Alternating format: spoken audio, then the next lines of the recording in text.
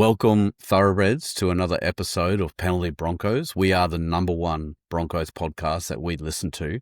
I am coming to you from the Bandwagon Bar. We have got one half of our forward pack online here, with Ringer being absent. This is the NRL preview review show, and what a review it is going to be. Langers, mate, how are you? How's your week been? You're on a high right now. I can see that already. What's been going on, mate? Mate, what did we just witness? Holy shit. My neighbours are probably going to be calling the police on me because there was some FUs, there was some what the fucks, there was some yahoos, there was some absolute carry on at my joint. Mate, I cannot wait to get into this thing. It's going to be, awesome. But no, mate, good week. I had the whole week off because it fucked me back.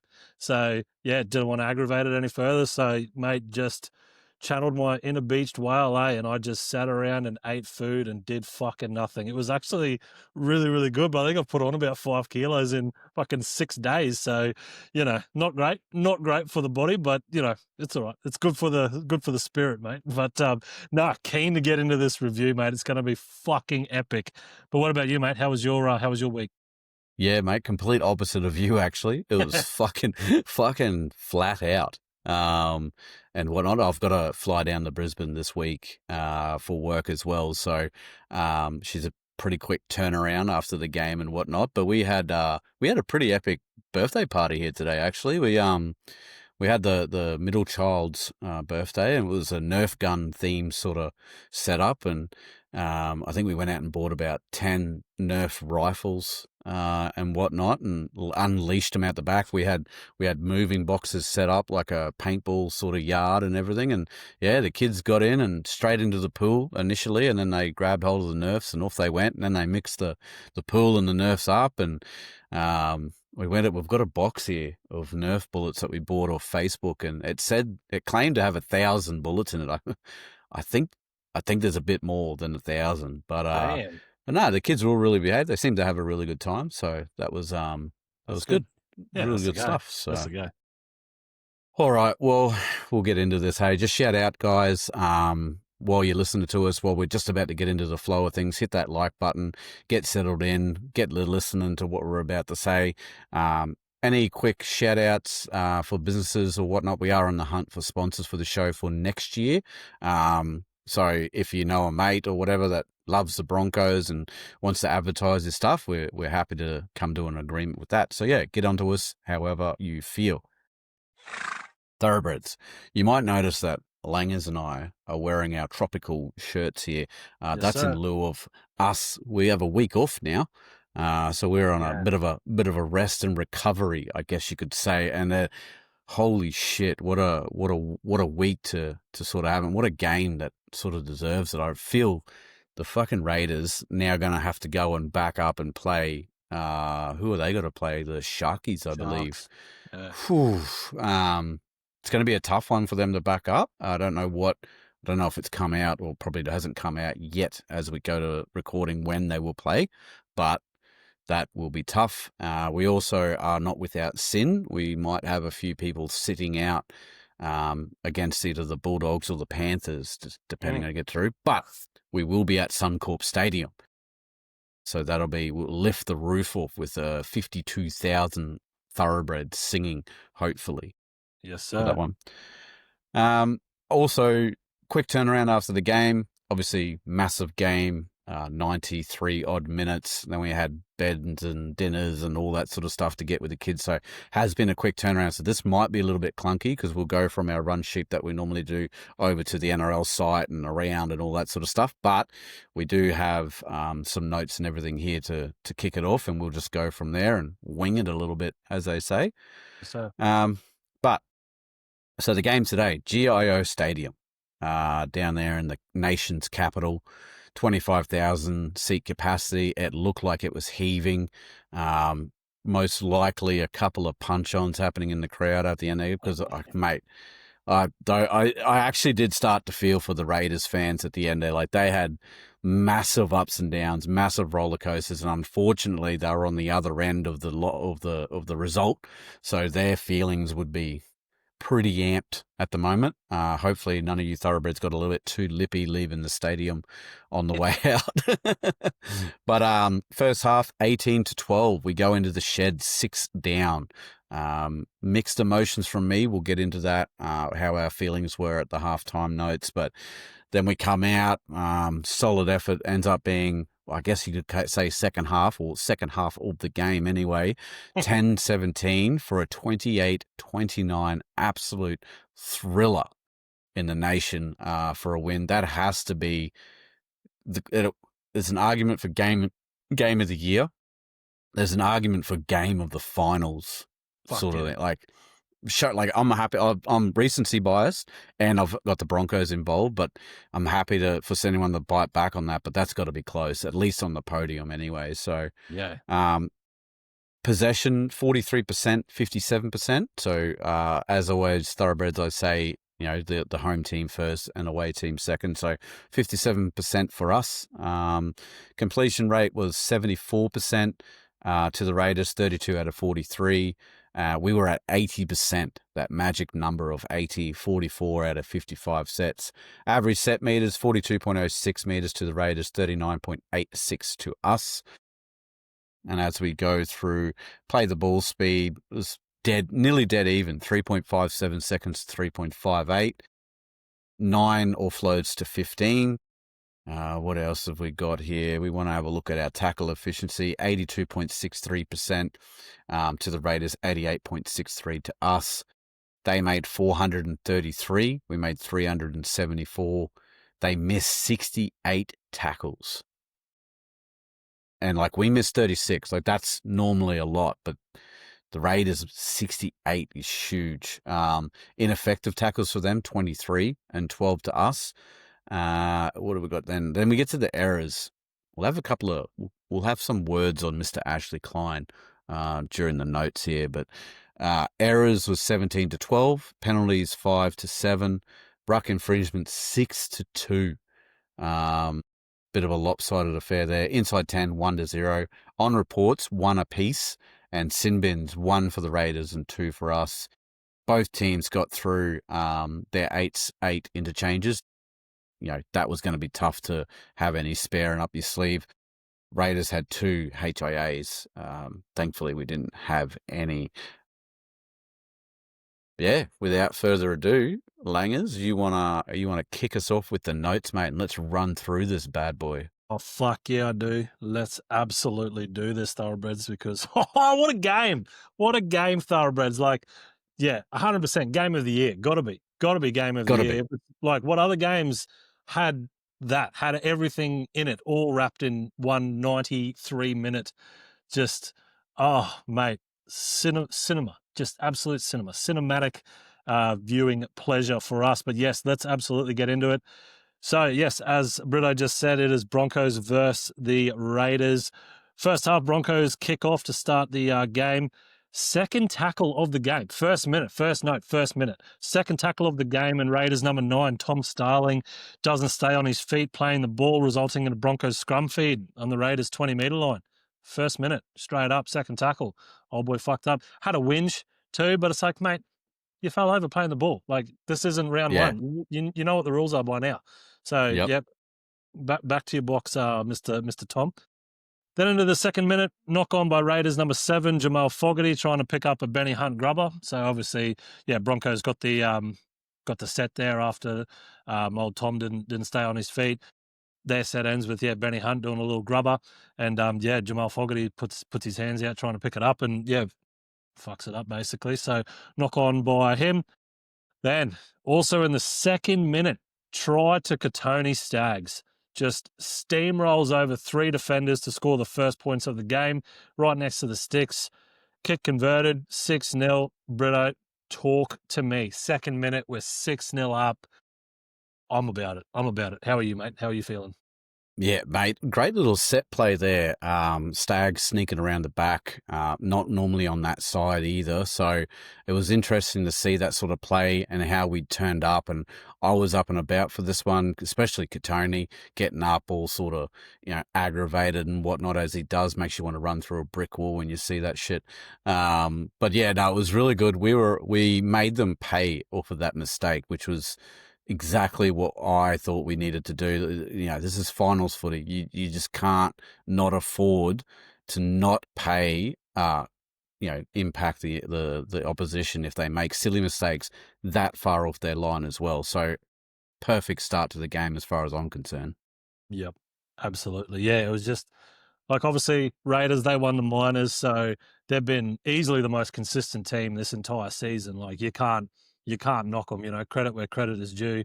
Everybody wrote them off before this season started. I think even the bookies were paying like $50 something for them to win the minors. So nobody. Well, they were favourite to win the spoon. There you go. That's the big chat. To then absolutely turn it around and just be easily the most consistent team this entire year. So coming into this one, it was much the same as versus the Storm. Really, just we weren't favourites, and for very good reason. We're coming up a team that has proven that they have been better this season. So second minute in, and to see the Broncos on the scoreboard early was massive for me, and I'm sure it was massive for a lot of the Thoroughbreds. But we have so many more notes to get through, so let's keep going. From the second minute, it is 6-0 to the Broncos. Into the 6th minute, 40-20 by Reece Walsh. Mate, the kid is he's something different, eh? Like, you can see where all that hype from all the social medias, all the journalists, all the fans, where it's all coming from, eh? Like, the man is he's a freak. So, beautiful vision from Walsh to see the opportunity. The lad kicked it at 40% power, it looked like. It was just like a routine. I thought he wasn't even going for a 40-20, just the way that he kicked it. Like he didn't wind it up or, charge up the leg or anything like that. He just kicked it from the 40. And I no drums, honestly, 40-20. Yeah, I honestly don't know what the Raiders were doing either. Like, they had a fullback back. He was covering the completely wrong area sort of thing. So that was a massive, it was huge from Walsh, obviously. Massive mistake from the Raiders as well. Very slow start from them at this point. Yep. Yeah, no, definitely. So, 6 minutes in, we've got a try to the Broncos. That's 6-0, and we've already got a 40-20. So, my vision around this game is quickly shifting to, okay, we're on here sort of thing. But then in the 7th minute, we get a penalty to the Raiders for obstruction after Gemma Shibasaki takes out Raiders number 7, Jamal Fogarty. Helps the Raiders get out of their own end, so sort of like a opportunity gone begging, I guess. But Shibba just basically decoy run straight into Jamal, and then I think it was Walters. He's got the ball and he runs into that gap that Shibba sort of creates by knocking Fogarty over. So penalty of the Raiders there. Then into the 9th minute, great tackle by Jordan Ricky on Raiders number 13, Corey Horsburgh, sees him lose the ball in the tackle.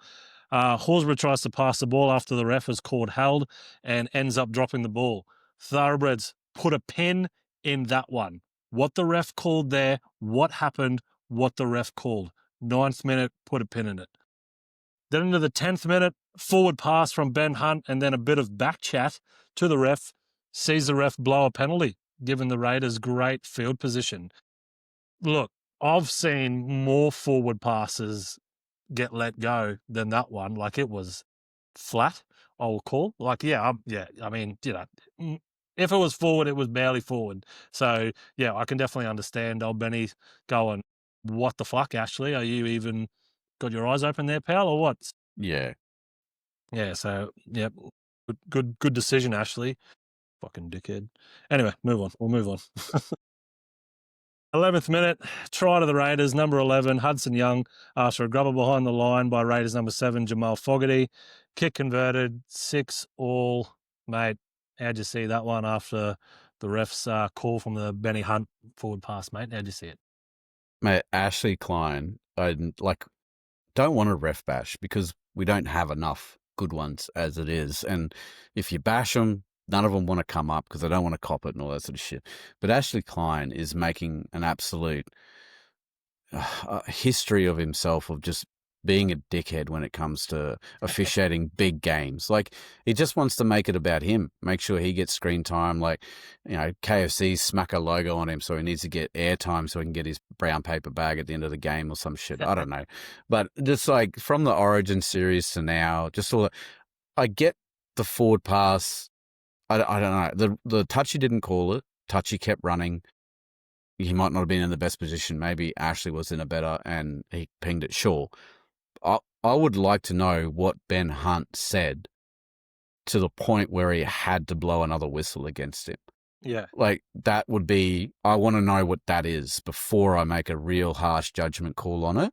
Yeah, But it'd fair. have to be something huge. You know what I mean? Like, yeah, anyway. But the try was basically typical of what Canberra is. It was a Canberra try. It's Huddy Young screaming in. Only Huddy could probably bring that ball back in, plant it down. Great kick from Jamal. Reece was right next to the wrong side of the play the ball. Yeah, he tackled. He was in the tackle, like in the fourth tackle sort of thing. So so like, and he's done that. We know he's done that, and obviously that would have been tape that the Raiders have seen. They'll attack. Yeah, sure. I don't know if I want Reece to stop whatever he's doing and being in the middle, or is his voice that heavy, organising our defence from there, sort of thing. Is that why he's there and not lurking and whatever? But I don't know, a little bit frustrating. But at the same time, they didn't crash through like we crashed through with Stags. They had to get a kick in. They had to, that very easily could have been a knock on, knocked it dead, drop ball sort of stuff. So some great individual talent in display for the Raiders there for that try. Yeah, for sure. So yes, Thoroughbreds, it is 6-6 after the 11th minute. Into the 14th minute, penalty to the Raiders for a high shot on Raiders number 7, Jamal Fogarty, by Paddy Carrigan. That's just an attacking opportunity for the Raiders. Then into the 15th minute, Raiders number 6, Ethan Strange, drops the ball inside the Broncos' 10-metre line.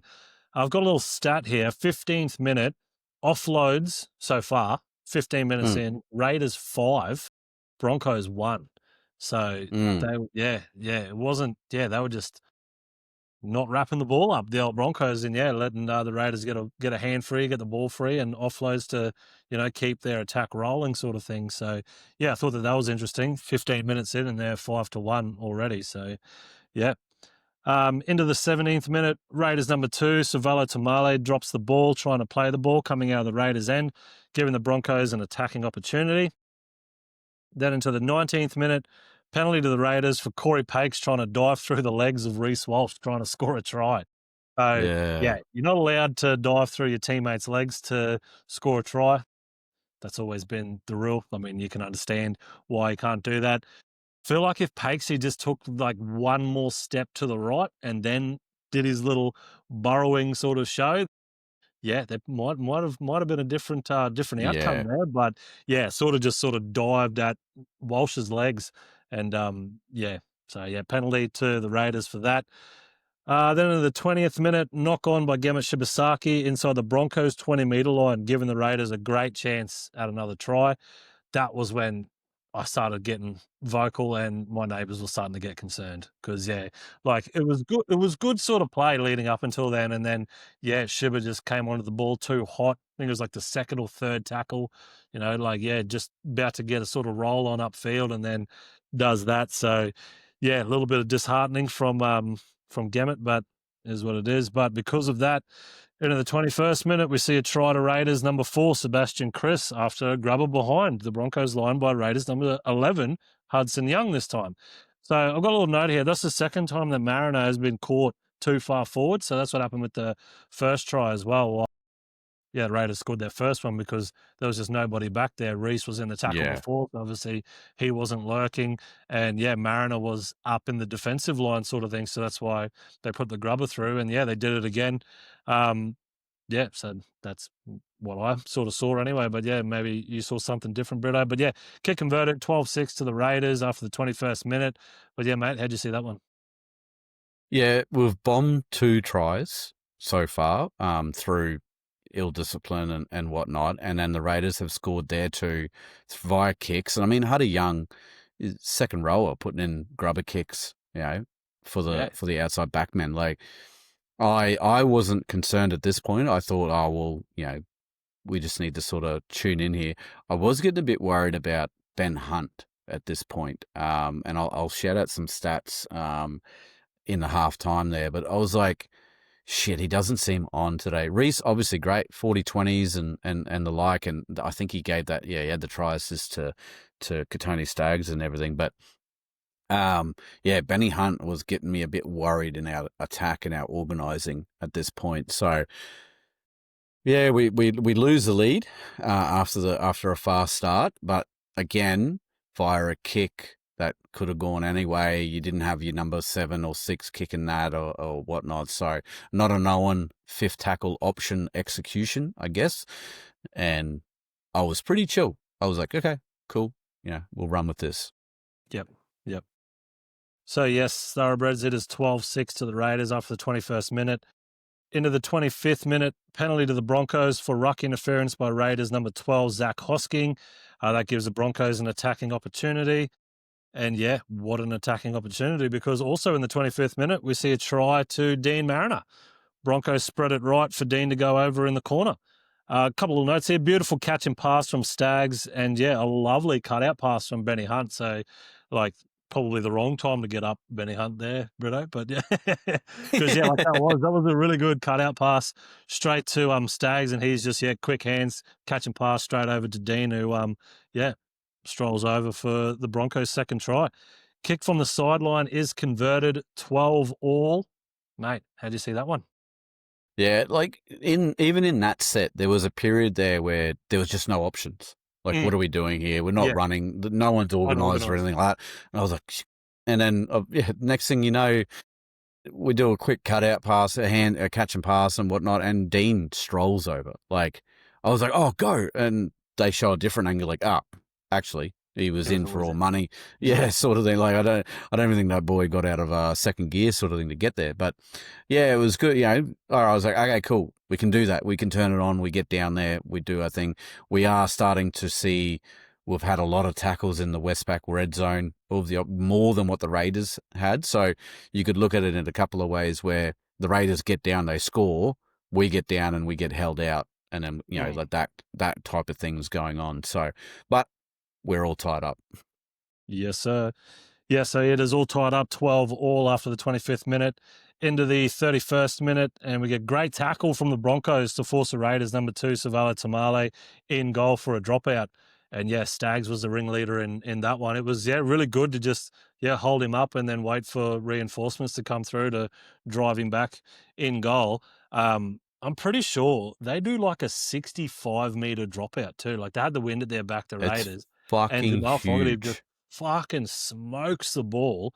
So, look, I love to see it because it's the total opposite of a short dropout, isn't it? So, I'll absolutely take it regardless of what team is the one that's kicking. But let's continue. Into the 32nd minute, knock on by Brennan Piakura after Billy Walters makes a little break. That pass from Walters was just that little bit behind. Just die with the footy. Just die with it. Yeah. But in saying that, if he had caught that ball, Brennan was probably in for a try there. But the pass wasn't on. I can understand what you're saying. Die with the ball there because the pass wasn't really on. But is what it is. Try goes begging for sure. Into the 33rd minute, penalty to the Raiders for a flop in the tackle by Benny Hunt. Helps the Raiders getting into attacking territory. And also in the 33rd minute, we see a try to Raiders number 1, KO Weeks. Beats 3 defenders to score under the sticks. Kick converted, 18-12. Mate, talk to me. How do you see that one? Yeah, pretty disappointed with the lads with this one in the defence. I think Tolte, Hetherington, there was a few known defenders in that one. And KO, he got speed to burn. Massive gap. Just stepped back inside into it and off he went untouched. A little bit disappointed there. I was a little bit of panic starting to set in. Again, that indirection when it comes to Ben Hunt was really starting to worry me. But it was also good because Walsh, you could see was on sort of thing. And so I was like, oh, well, it looks like Ben has sort of stepped back a little bit and given the reins to Walsh to sort of take over. So, yeah, it was not panic stations at this point, but very disappointing to see that sort of try go through because it's the first one where they've gone through us. Yeah, So, yeah. And, like, quite easily too, let's be honest. yeah, Like, yeah, Kale wasn't exactly pulling out, special maneuvers that no one's seen before. He was just running the ball and stepping and doing what a fullback yeah. does. So, yes, Thoroughbred. So it is at 18-12 after the 33rd minute. Into the 37th minute, fourth tackle kick by Ben Hunt results in Raiders number 1, KO Weeks, being tackled in goal for another Raiders dropout. Then into the 38th minute, captain's challenge by the Broncos for a Raiders touch on a Ben Hunt kick that goes out on the full. And the captain's challenge is unsuccessful as the replay shows Corey Hornsborough doesn't come anywhere Nowhere near the near it. fucking ball. I don't know, Yeah. like who said challenge that? Because I think it was Walters. Yeah, I honestly think it was mm, Walters. I mean, what did he see?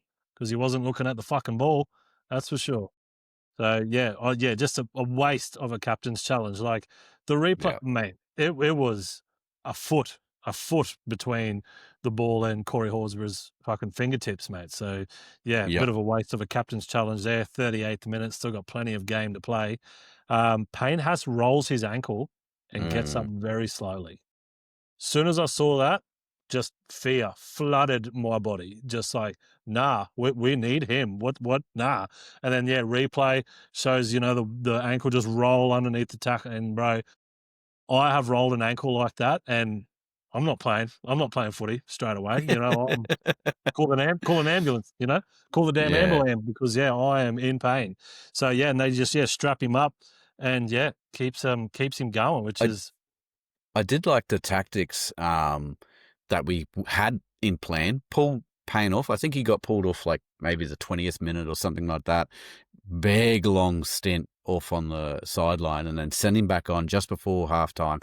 I expected that he would then play the full second half sort of thing.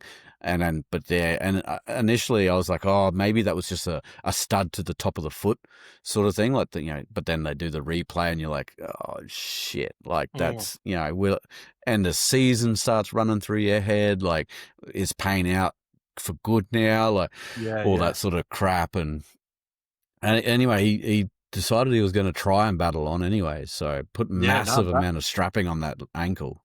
Oh, yeah. And battle on he did. So, good on the big fella. It was really, really good to see that he was just like, nah, I'm going to keep going because, he got up so gingerly. Like he couldn't put any weight on that foot at all. So, it was, good to see the big fella still getting in there and having a dig. Then in the 39th minute, Raiders number 11, Hudson Young, drops the ball, giving the Broncos one last crack before half-time. Last play of the half ends with Josiah Karapani being held up on the Raiders line. Close. He had a little sniff there, the big fella. So, good scrambling D from the Raiders keeps him held up. And, that, ladies and gentlemen, is half-time. Raiders 18, Broncos 12. A few halftime sort of notes here. An exciting 40 minutes, which it was. It was a good. Like obviously we're losing, so it's not that great, but like it was an exciting game to watch. Like I'm trying to do the notes, and it's just like I'm obviously looking down, typing it up, and then suddenly something else is happening. So like, oh fuck, So it was just wall to wall sort of stuff. So it was good to see. Reece Walsh playing well, obviously. Ags aggressive once again. Said that in previous episodes. We can just cement that little comment in there every time because, the lad, I don't think he knows how to not be aggressive, to be honest. I'd love to see how he sleeps. Punch the fuck out of his mattress and his pillow, probably. Haas injury is worrying. So, obviously we wrote these when it was halftime. So, hopefully the big fella's going to be okay. We won't sort of know for another couple of days. I'm sure, she'll be straight into therapy now, getting, ice and assessments and all that sort of stuff. And see how he pulls up in the morning and, go from there sort of thing. Sort of backing onto what you were saying before, Brito, 50-50 plays seem to be going the Raiders' way more than the Broncos. So it's just those plays that, we do a play, we get held up over the line. Raiders do a play, they score sort of thing. So just one of those sort of things. Couple of missed opportunities from the Broncos, talking about Corey Pakes and Piakura's potential tries there. So, if you're an optimist, really we're up 24-18, really. So, Yeah. Yep. depending on how you look at it, obviously. Raiders quick play the ball and offloads costing the Broncos. Yeah, I think, that was Yep. where we were really sort of lacking, just slowing that play the ball down and, wrapping that ball up for them to not be able to get that offload to keep, rolling downfield sort of thing. But building for an exciting second half is what I've put there. And, mate, put some money on it because probably the most exciting second half of this whole fucking year. You weren't wrong. No, I was not. But mate, how did you see the first half? Yeah, exciting sort of, and basically exactly what we anticipated. Well, the whole NRL community, just a great game through and through sort of thing. A bit of mixed emotions. I was like, are the Raiders, they 50-50 calls, sure. And I was getting frustrated with Ashley Klein for both teams. It's just any momentum, whistle blowing, we'll stop again sort of thing and whatnot. So, but yeah, I was like, the Raiders playing poorly and we haven't been punished for the shit stuff that we've done sort of thing. Like, or have we both got gears and we're just both sort of getting into this game and starting to warm it up and whatnot. And I mean, in the second half, we definitely went a few gears up. Took an incident to sort of light the fire. And my concern when I look through the stats there at halftime, so it was 57% possession by our way. Completion was for both teams very poor, 71% for us, 68% for the Raiders.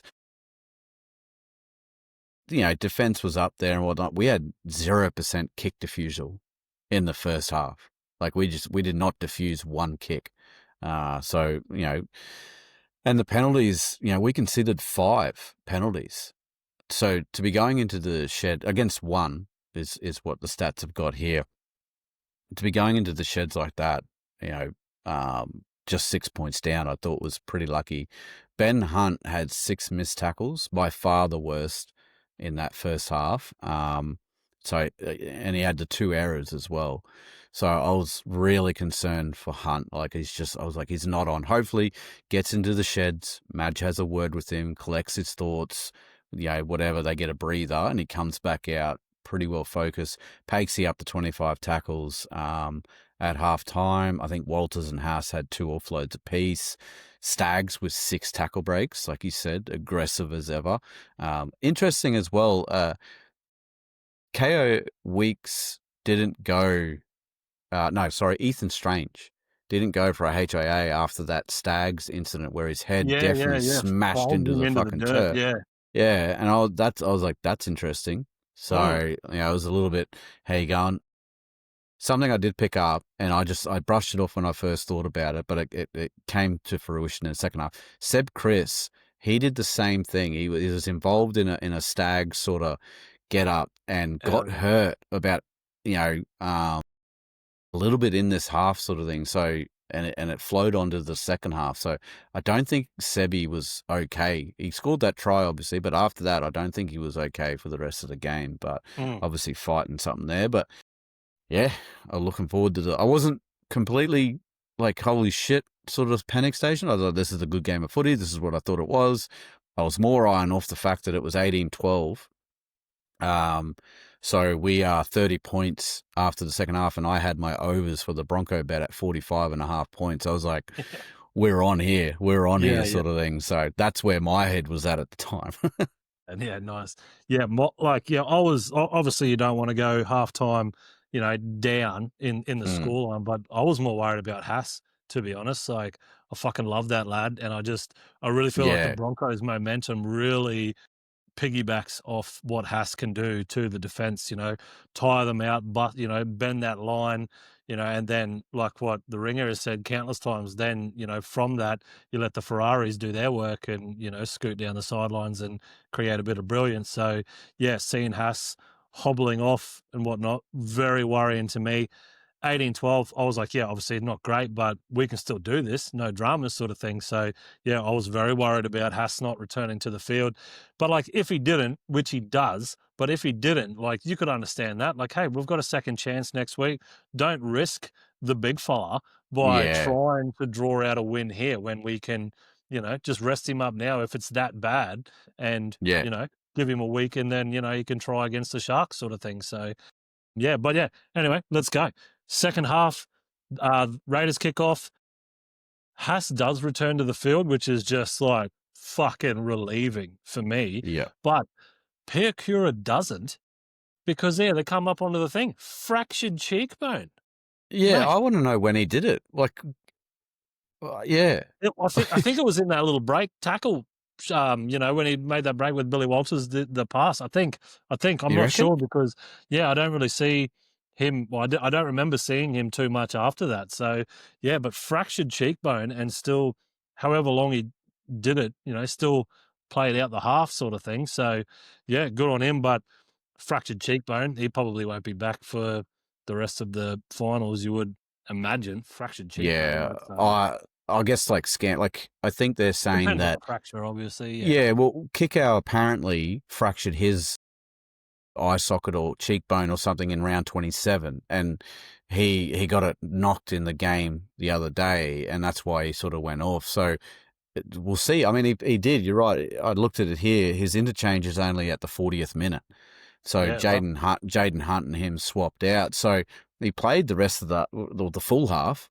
So I yeah. don't know. We'll see what scans bring this week, I guess. Yeah. Yeah. No, exactly right. But yeah, if it is a fractured cheekbone, hopefully it's not a bad fracture. And yeah, we can see Piakura come back because the lad was going really well. Like, aggressive, bending the line, making those sort of little breaks and being just all around it sort of thing. So yeah. I just have a little message here. So NRL physio, I'm sure Okay. everyone is aware of that. Thinking Haas will be fine, by the way, looked a pretty textbook rolled ankle. So 2 weeks off, big man's good to go. That's And good. I honestly would probably shed a tear if he was wiped out for the season and we go into the GF or we get there like that. Not just because of our season He capabilities, but deserves to because play. he needs to be there. Yeah. So, yeah. But no, good news from the physio there. Yeah. No, definitely. Definitely. So yes, we're into the second half. Yeah, look, first 10 minutes, the Raiders were just all over the Broncos in that, 40 to 50th minute sort of mark, that period there.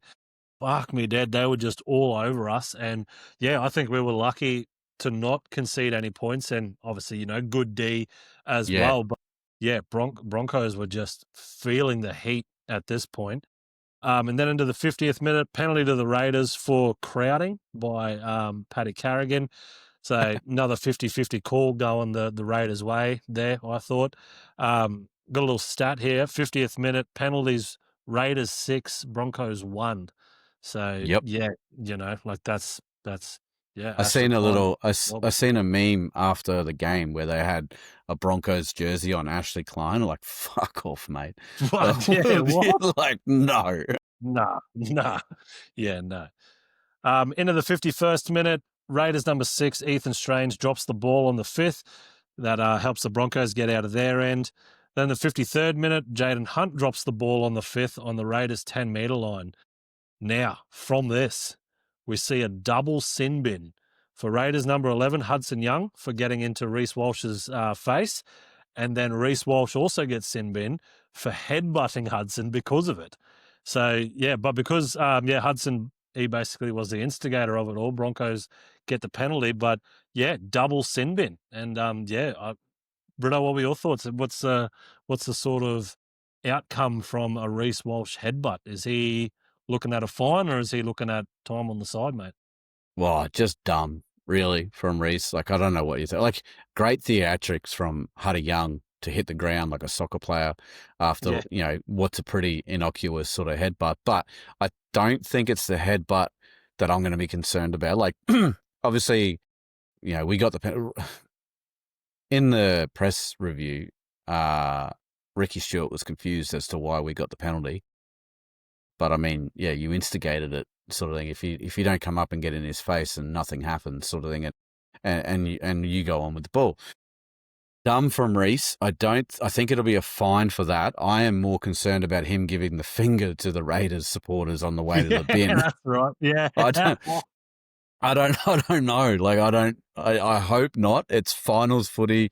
It makes for the theatrics. Like, I get it, but you can't, I don't know. You can't have people going off just giving the bird to whatever. Yeah. But I don't know. Like, so we'll see. It maybe it's just two fines, separate incidences, two fines and whatnot. But yeah, I don't think he's going to get anything for the headbutt.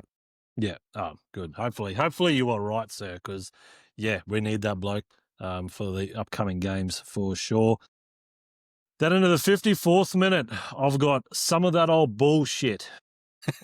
Florida Raiders number 1, KO Weeks, after running 100 meters from a Broncos drop ball on the Raiders line.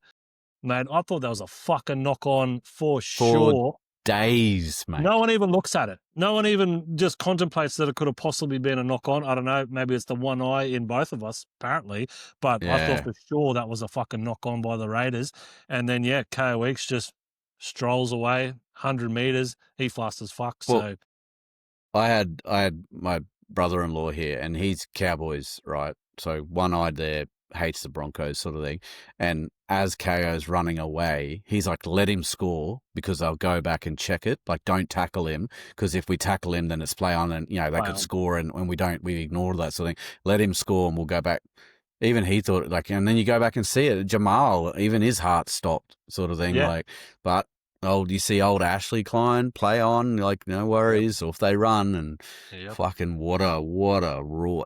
Yeah, no, I was not about this period of play at all. I was fucking furious. But so he scores, obviously, under the sticks. Kick converted, 24-12. Mate, anything else to add on that bullshit, or are you happy to keep going? I was panic stations here. Like, Reece is off. I know Huddy Young's a big part of their team, but I mean, it's not Reece Walsh. It's not like they took Ethan Strange or KO Weeks off for them sort of thing. So, I was starting to get pretty panicky at this point. And anyway, it's the ups and downs of being a Broncos supporter. Yes, sir. You are dead right on that. Yes, Thoroughbreds, it is 24-12 to the Raiders after the 54th minute. Into the 56th minute, sin bin for Paddy Carrigan for a high shot on Raiders number 16, Morgan Smithies. A bit of like a head clash, shoulder show. Morgan Smithies doesn't wear a mouth guard, so he's just bleeding from the mouth flat out. Why would you not wear a fucking mouthpiece? Mate, like, that's the fucking craziest shit I've ever heard. Like, bro, I get it. I know, yeah, exactly. Like, what is going on in your head sort of thing to think that that's okay and that kind of, like, sure, reserve grade, all that. I've heard of players doing it all the time. Like, I get it. You are a psycho playing reserve grade with no mouth guard. Mate, playing first grade with no mouth guard is just asking for the dentist to be on a regular acquaintance with yourself. Yeah, 100%. Yep. Yeah, he'll be getting sponsored by all the dentists in Canberra for sure. But yes, that does leave the Broncos down to 11 players on the field, which is not ideal. But also in the 56th minute, we see a try to Raiders number 6, Ethan Strange. Broncos are just outnumbered on the left side. Strange then, steps Jordan Ricky to score the Raiders' 5th try.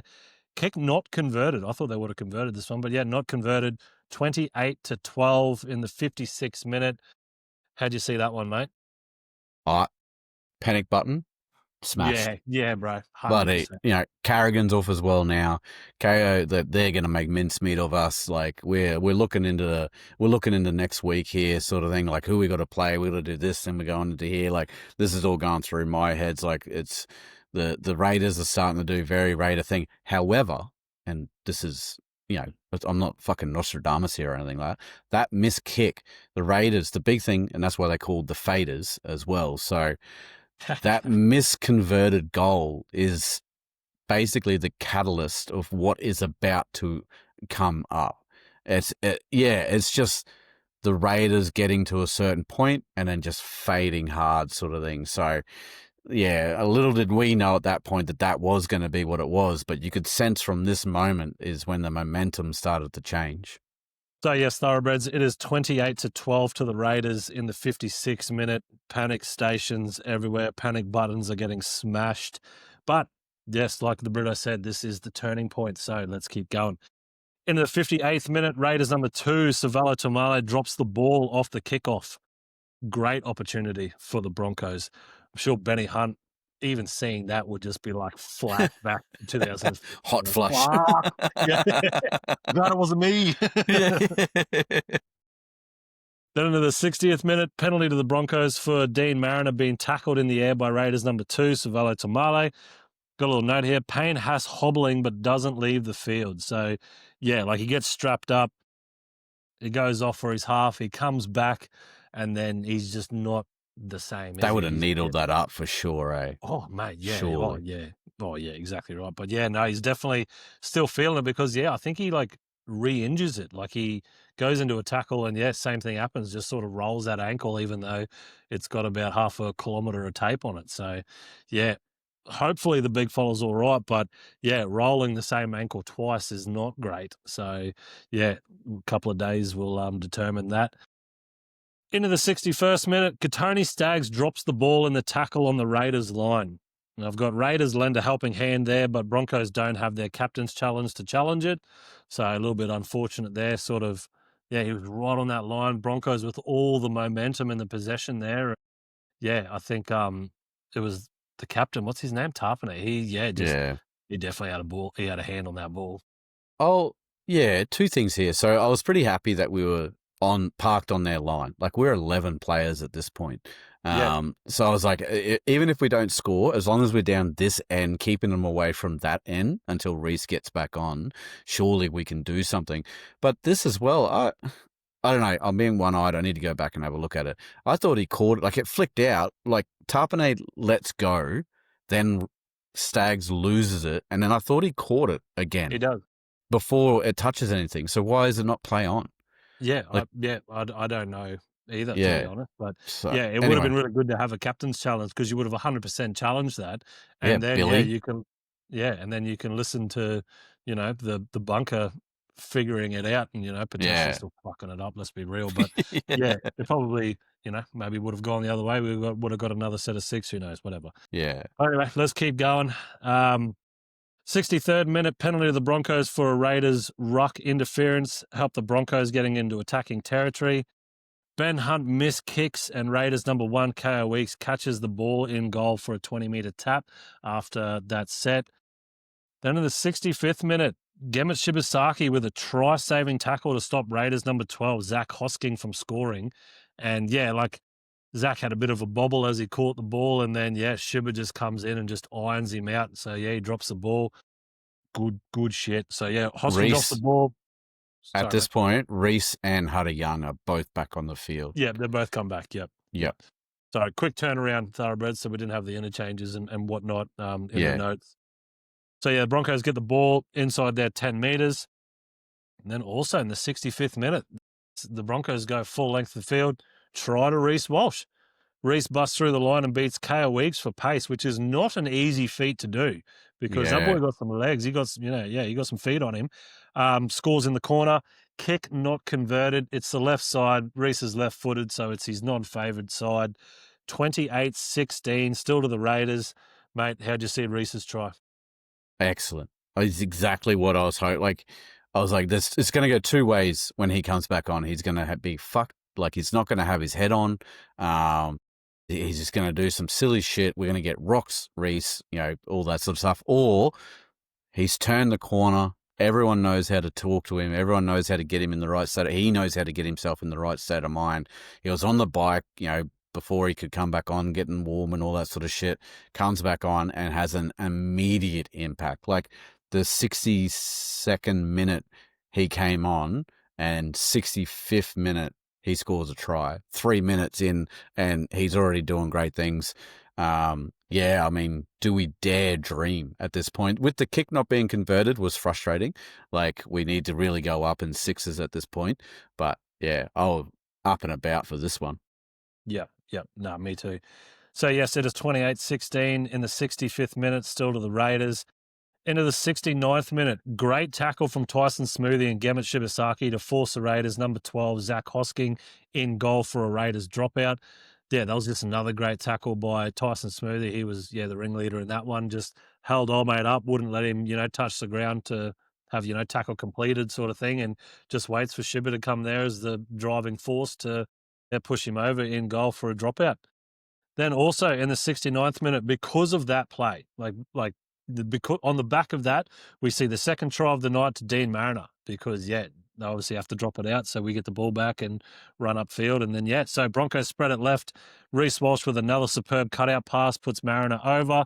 Kick hits the uprights, so not converted, 28-12, still to the Raiders. Mate, how'd you see that one?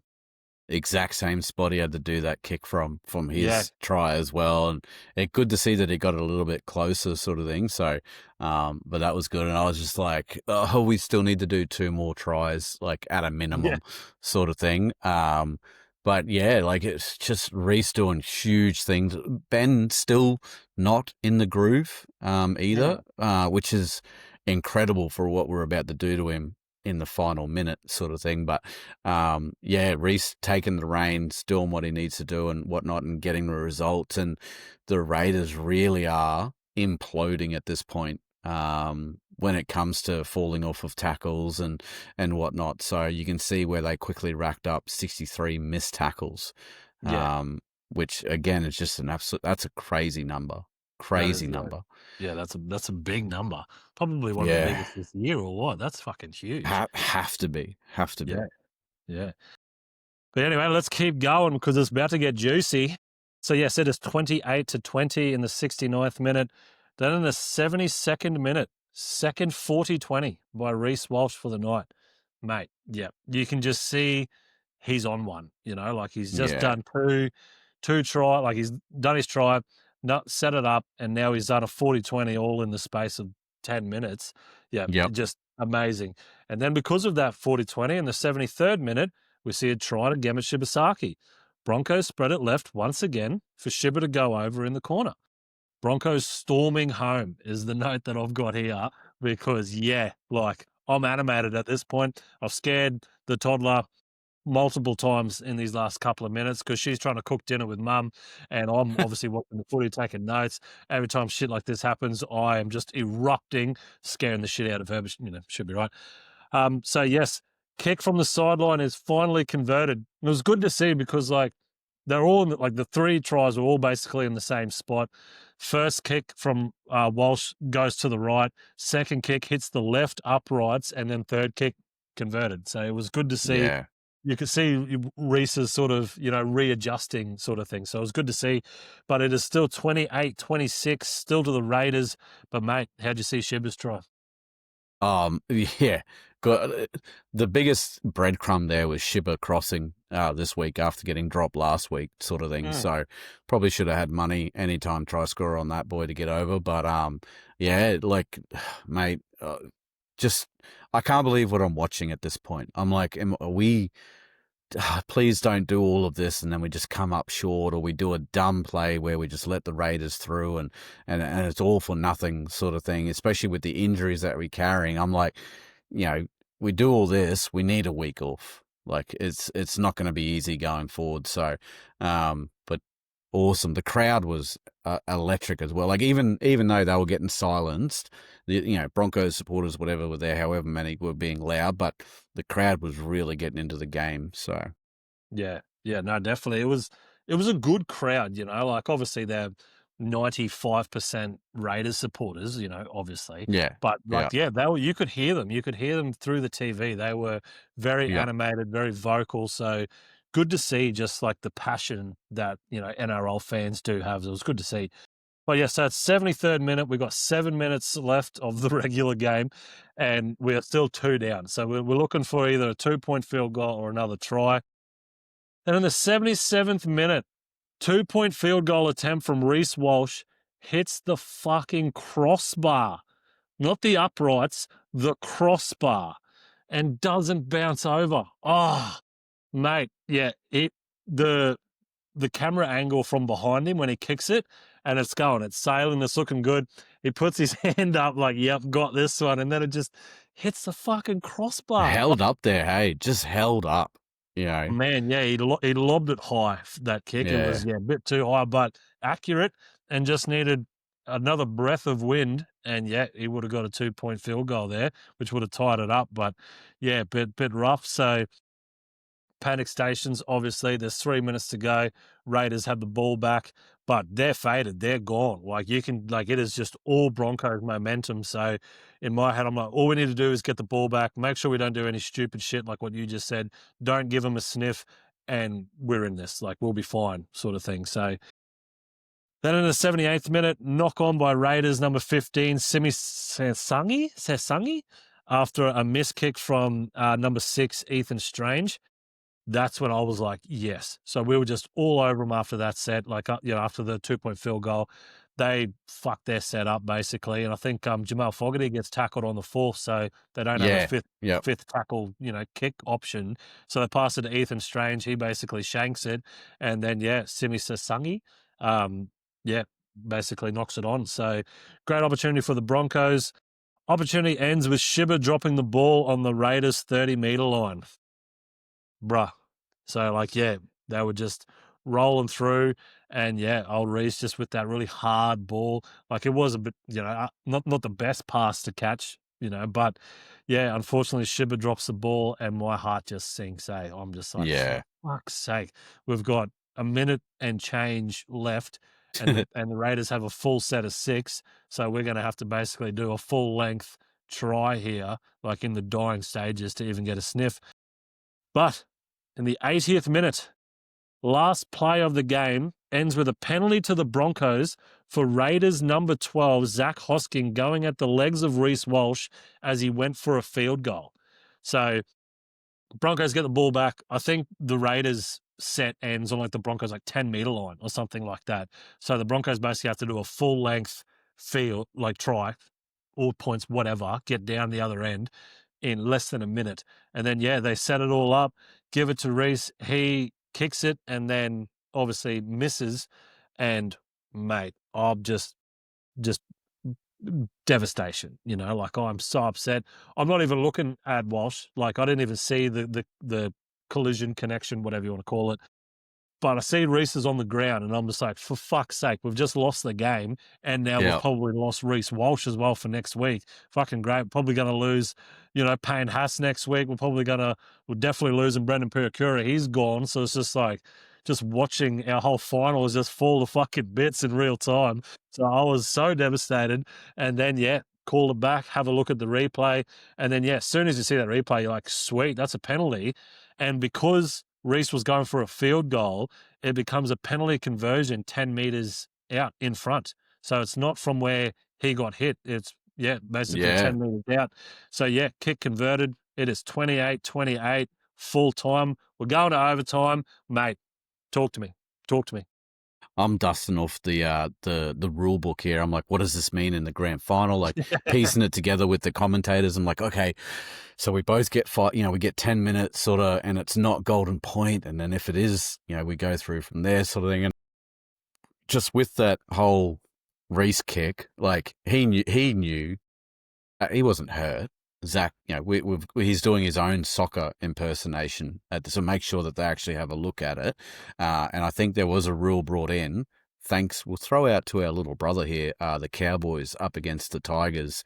This rule got brought in because of the game that they had. I believe it was here at Queensland Country Bank. That the bunker they observe the right to go back and check the last play. Even after the ref is blown full time, they can go back and check the last play. They do that. Reece knows the rules. Hit the leg. It swung him around. Didn't hurt him, but he hit him that hard that it swung him around. So he just lays down, makes sure he gets in. Blocker Roach is on the commentary oh, that's his bloody kicking leg and everything. I'm like, Blocker, if you actually think this boy is hurt, you've got rocks in your head more than I thought you did. CTE pulsing through that boy. But but I was like, okay, 28-28. We didn't do all that. We got level, mission accomplished there.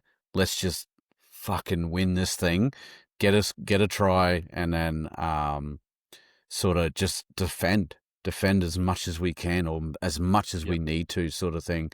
Yeah, that's where my head was at, and nerves was certainly there. Oh, yeah, absolutely. Edge of your seat sort of stuff.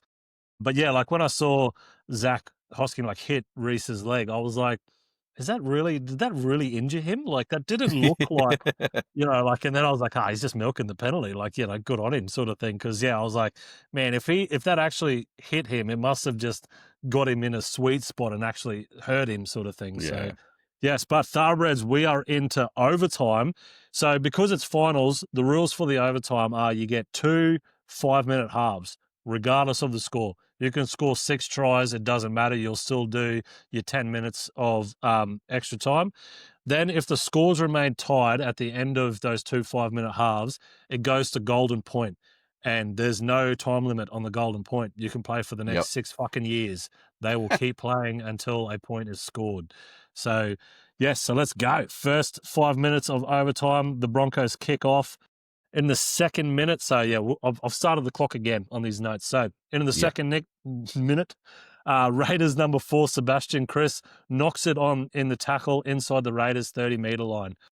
I'm vocal at this point. I'm like, this is what we needed. We needed the shot. We can do this. Broncos scrum feed, obviously. Their set ends with Raiders number 4, Sebastian Chris, catching a 5th tackle Broncos kick on the Raiders line. A set was just unorganised by the Broncos. There was sort of nothing doing, Like, yeah, no one was setting up for a field goal just to try to be like, hey, let's just go in front here and then, we'll defend the last 8 minutes, whatever you want to call it. Like it was, there was just sort of nothing going on. And I think Benny Hunt ends up doing like a cross-field kick, or maybe it was Walters does like a cross-field kick. And then, Sebastian Chris plucks it out of the sky there. Then into the 5th minute, first half of extra time ends with a long ball from Reece Walsh to Karapani, which is nearly intercepted by Raiders number 12, Zach Hosking. It was like you could, just last ditch effort sort of thing before the first break, I guess. But yeah, like nearly gets intercepted, and there was no one in front of Zach. If he caught that ball, he would have been away, and it would have been a foot race on between him and Reece having to turn around and then having to chase him. So yeah, I hate to think what would have happened if he caught that ball. But yeah, so that's the first 5 minutes of extra time. Got a little note here. Broncos with the better field position, but couldn't convert it to points. Just sort of seemed like that whole 5 minutes we were just on the Raiders end sort of thing, in the Raiders end, I should say. But into the second 5 minutes of extra time, the Raiders kick off this time. Into the second minute of that, ref calls a forward pass from Gemmet Shibasaki to Josiah Karapani, preventing a certain Broncos try. I'm fucking furious. Oh, mate. Like, look, it was forward, whatever. Yeah. But when it happened, blows for, because I was just like, yes, we've got this, we've won, sort of thing. And then, forward pass. I was like, fuck off, ref. Scared the shit out of the toddler once again. But yes, Raiders scrum feed on the halfway line. Then the 3rd minute of the second period, Raiders number 7, Jamal Fogarty, misses a field goal attempt for a 20-meter restart for the Broncos. Then in the 4th minute of that, Reece Walsh field goal attempt is charged down by Raiders number 11, Hudson Young. So, just fucking backwards and forwards. Both have a chop at a field goal. One misses, one gets charged down. Then also in that 4th minute, remember how I said put a pin in it on the 9th minute, Thoroughbreds, at the start of all this? 4th minute of the second period of extra time, bullshit ref call sees the Raiders with a fresh set of 6 inside the Broncos' 10-meter line with 20 seconds to go. So the Raiders lose the ball after the ref has called held, but still gives the Raiders the ball despite literally the opposite of what happened in the 9th minute. Exact same play, opposite decision. What the fuck, Ashley? Fucking, But anyway, intercept by Dean Mariner sends the game into golden point because of it. So just like relief. Because, obviously, fresh set of 6, 20 seconds to go. All they need to do is just one more tackle, set up the field goal. They're in distance. Raiders are going to win. And then, Dean does that intercept. Pressure relieving for me, relieving for thousands of Thoroughbreds, I'm sure. And that obviously kicks it off into golden point. But Brito, how did you see the first sort of 10 minutes of extra time, mate? Talk to me. I liked what I seen from the Raiders because it was like they were playing golden point already. So they had they were just trying to get to a field goal. And the one that Jamal did get off is in no right to do that. Like, he was not in the right position, not on the right side. He had lots of pressure around him. Like, he just was never going to get it off. And you're right. Like, they got a full set of 6 inside our 10 meters.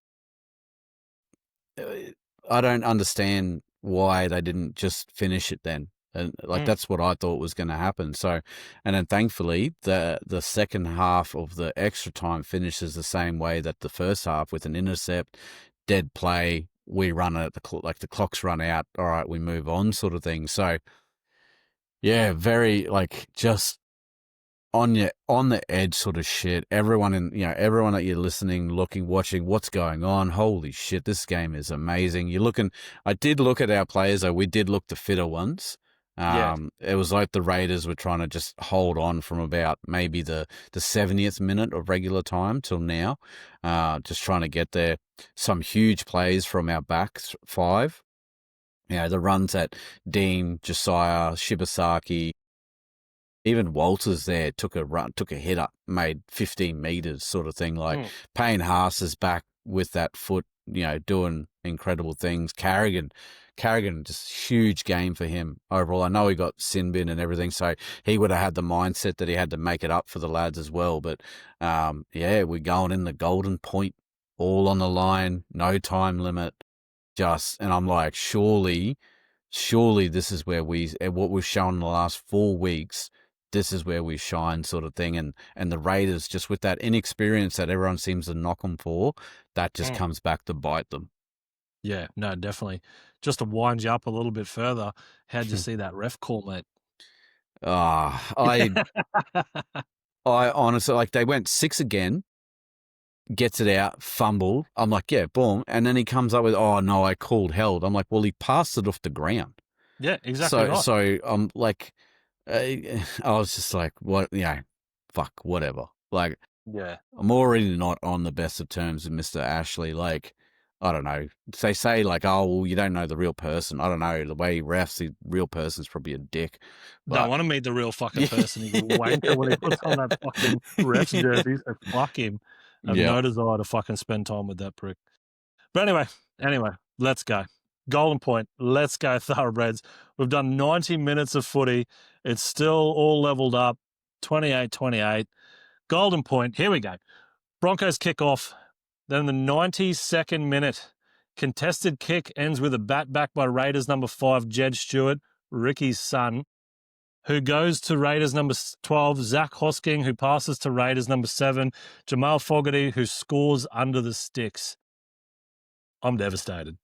Again, just fuck. I'm absolutely lost the game. Again, it's just, mate. And just in what fashion as well.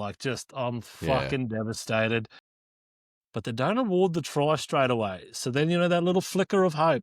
The flicker of hope. If they don't award it straight away, there's no try confirmed coming up on the screen. Hold on. What's going on here? Yeah.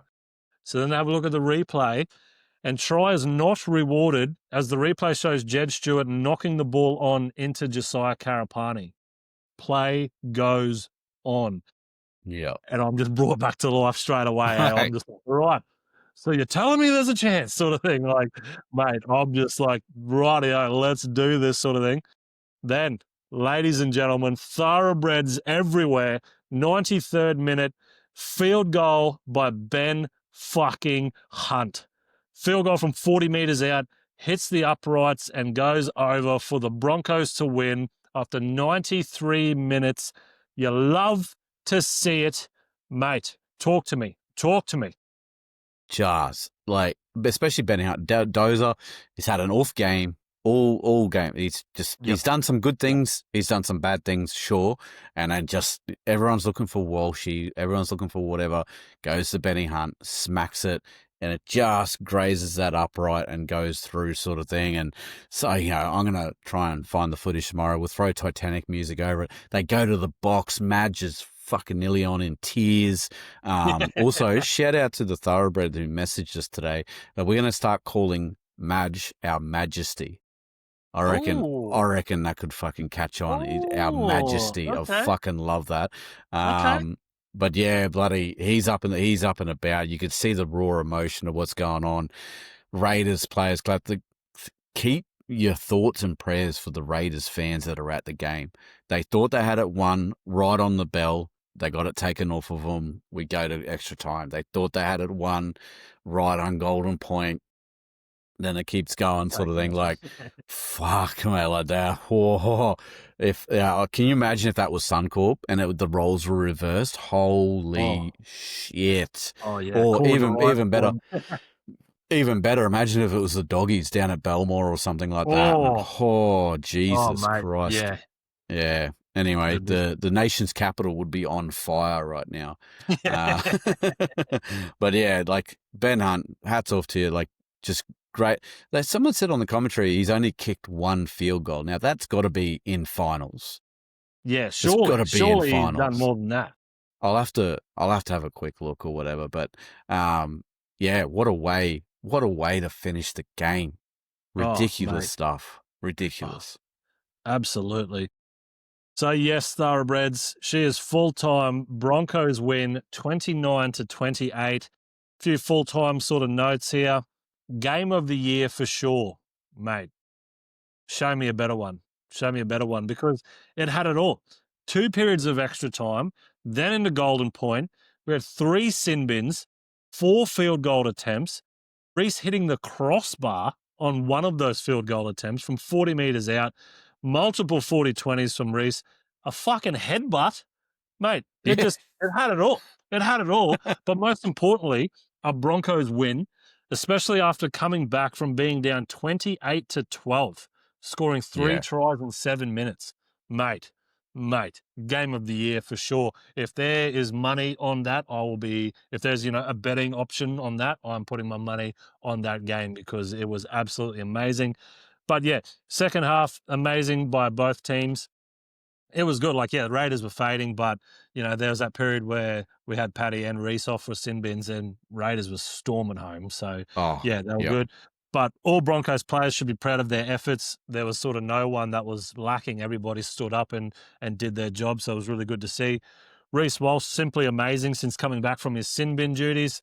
Yeah, just lit a fire in that boy. And, all diamonds. There was no rocks. So good to see. Good to see he's really putting together solid games back-to-back sort of thing, so you can sort of hopefully sort of shed that rocks and diamonds sort of mantle, nickname, whatever you want to call it. Payne Haas, an absolute trooper with his ankle injury, still running hard and doing Payne Haas shit. Hopefully he can rest up and be back in a fortnight. Piakura with a fractured cheekbone, as we said, he'll be done for the rest of the year, you'd think, which is, like I said, unfortunate because, he was playing really, really well. I thought anyway, it was, very helping with the Broncos and what they were trying to do, obviously win the game. So, it'd be interesting to see in the next couple of days what the injury sort of reports and judiciary come back with for sure. But yes, Broncos with a very well-deserved week off, hence the Hawaiian shirts from us tonight. But, mate, talk to me. The entirety of the game, how did you feel? What did you see? Talk to me. So the end of that one, obviously, like you said, the points, once we got our troops back and we were 13 on 13, the points just bang, bang, bang sort of thing. Like the rest of the comp has to be on notice with that shit. I know a few people, we've seen them say, well, we've only had one good game out of 10 or whatever the frick it was. We can score from, you go to sleep on us, we will catch up with you. You need to put us away sort of thing. And and don't even try to defend your way to a victory. You need to be scoring points to beat us, not defending. Mm-hmm. So, a little bit, like I said in the first half, worried about Ben Hunt. If he goes to sleep like that, has a poor game in the next, hopefully 2 games, it could cost us. There is reports that the Little General will be back for our prelim game, which will be great. Ezra Mann may be fit.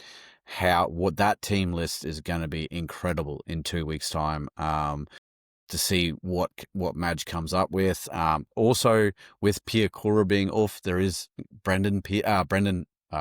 Xavier Willison may be back, which will be good. He hasn't played but I mean, he just got to come off the bench, really, hasn't he? Tolte might be able to start on the edge there or something, or Jaden Hunt can do a job. Yeah. So Reece seems to have, like you said, shaken that more. It's more diamonds than rocks. He seems to have really turned it on in the last month or whatnot. So exciting to see what 2 weeks of fresh Reece Walsh will do. So I'm just excited that we get a week off, mate, because good luck to the Raiders going on from that. Like that was huge. Like that was, for both teams, 93 minutes of some of the best footy that we've seen all year. Incredible. So, and like that's a hit to their confidence. Yes, I think they get a home game next week as well, I'm pretty sure. So, no traveling. I don't know what the turnaround is at the moment, but and I'm just looking as well. Ben Hunt has only kicked one other field goal in his NRL career, and it was for the Dragons. It wasn't even for the Broncos. So yeah, there you go. That's crazy bit of PC. I'll have to check Origin because I'm sure he's smacked them. But anyway, he can 350 plus games and he's done 2 field goals. That's fucking crazy. Incredible. There you go. So what a time to bring out the field goal then. Good on you, Benjamin. What a time. So, but yeah, that's my thought. I was just, it's good being the fact that the Broncos always seem to be in these really good games, these really good finals, and Cowboys and the Panthers, and now this one and all that. But fuck, it does my nerves no good. Hey, nah. Yeah, nah. I'm not a smoker at all, but I needed a cigarette after that one to calm the nerves. Yeah, 100%. So yeah, I guess we'll do man of the match now. Going to be pretty quick to wrap up from here, Thoroughbreds. With that, we'll run through the stats. Like I said, it was pretty quick turnaround, so we haven't actually done a deep dive in the stats to see anyone stand out. So please, by all means, comment away. Let us know what your thoughts are on man of the match. We didn't get a chance to sort of put out the poll and take everyone's opinions and whatnot, but I would imagine it was Walsh for the Thoroughbreds. Yeah. The way just that from he like goes. the slight chat that we did see, definitely, Thoroughbreds are back in Walsh for sure. And so his stats are, what's he got here? I'll look it up on the NRL site at the moment. Played the 84, obviously with the 10 minutes break. He had 12 points, 1 try, 3 conversions from 5 attempted, and the penalty goal. He had 16 runs for 169 metres, 29 kick return, 18 post-contact though, so not a lot of wiggle room for Reece, and he obviously got through clean in that line break that he did get for his try. He had 2 line break assists, he had 2 try assists, 8 tackle breaks. He made 1 tackle, missed 4, so bit down there on that. Yeah. 10 kicks for 304 metres, 2 40-20s, as we mentioned. Here's the other one, though. He had the penalty, right? And he had the sin bin. He had 0 errors. So, like we said, a 1 error Walsh is incredible. We got a 0 error Walsh tonight with the 10-minute sin bin. Look what happens. Like, points come galore. So, yeah, good stuff there.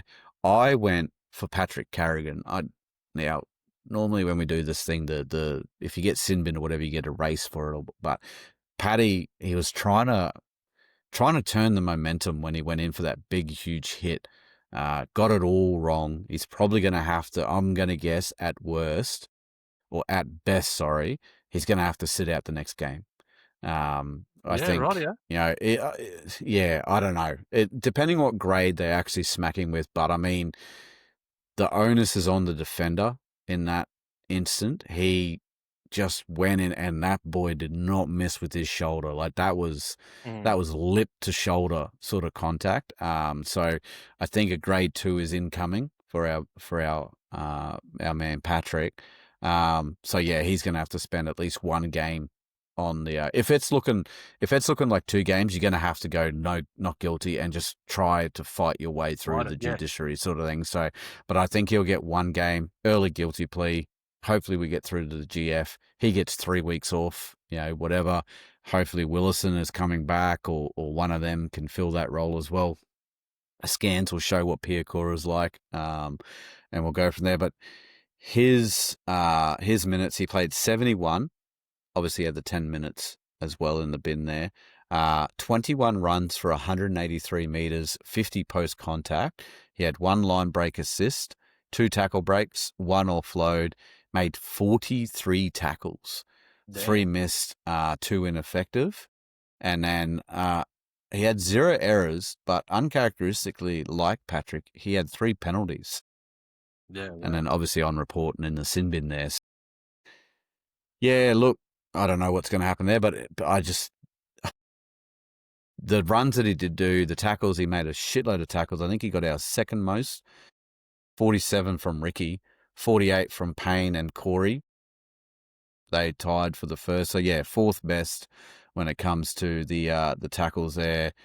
Huge runs that he did do, just trying to really steer the team forward, do his thing. Bit of ball playing as well, help us set everything up. So I think it was a massive game from Patrick, and he got the man of the match there. So... No, deservingly so. Good on him.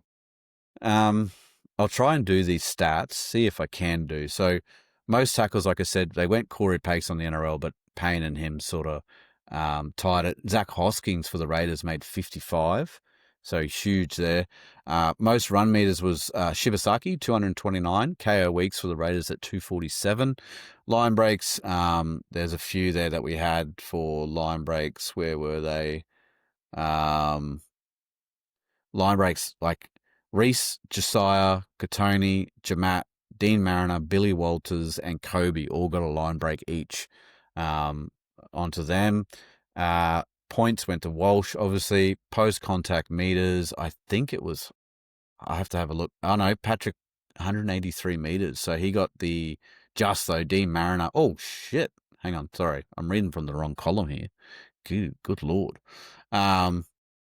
63. I've got Shibasaki had post contact at 66, and then Payne and Ricky had 63 meters each. That's huge from Ricky. Well done. Yeah. Most runs, I believe, went to Jamat Shibasaki. He had 27 runs, which is pretty big. All of our back 5 ran for over 100 meters. Josiah, Katoni, and Gamat all ran for over 200 meters. So huge effort from those lads. Offloads, Jamat had 3, but Payne Haas had 5. So, despite his foot, he was making the best of his other attacking weapons that he had. And then when it came to tackle breaks, Katoni Staggs, 13. Damn. Huge. Boyer was getting in amongst it and getting out the other side sort of thing. So good stuff there from those guys. We'll quickly run through. So back 5, Reece, Josiah, Katoni, Gamat, and Dean. Mate, anyone there stand out for you during the game? Do you want to shout anyone out or what do you reckon? Mate, obviously Reece, Reece was on full display for everybody to see. All 5 of them did their jobs, like Staggs was incredible when Reece went off. Staggs went back to fullback duties and didn't skip a beat, did what any good fullback needed to do. And yeah, so I think Staggs was really, really good. 22 runs for 205 run meters, 79 post contact by the looks here. I'm just going off the NRL app, but yeah, mate, good on Katoni for just really stepping up. I think if anybody out of that 5 was probably the quietest would have been Karapani, but he was still putting in the efforts, he still did 20 runs, 216 run meters, but yeah, so Dean probably had the least, having 17 runs, 181, but he was, in the tries sort of thing. So he got 2 tries. So, I guess you can sort of put it down to that. But, mate, just, fucking unreal, mate. It was, just good. Good to see from the back 5. They've just done an update there with the stats. You had slightly different there, so I'll refresh my screen. Yeah, and I can see, Katoni with his 79 post contacts was pretty damaging as well. So good stuff from it, and they all scored a try. which is incredible. So, as you're aware, Thoroughbreds, it was 5 tries apiece, a couple of conversions there that went astray for us.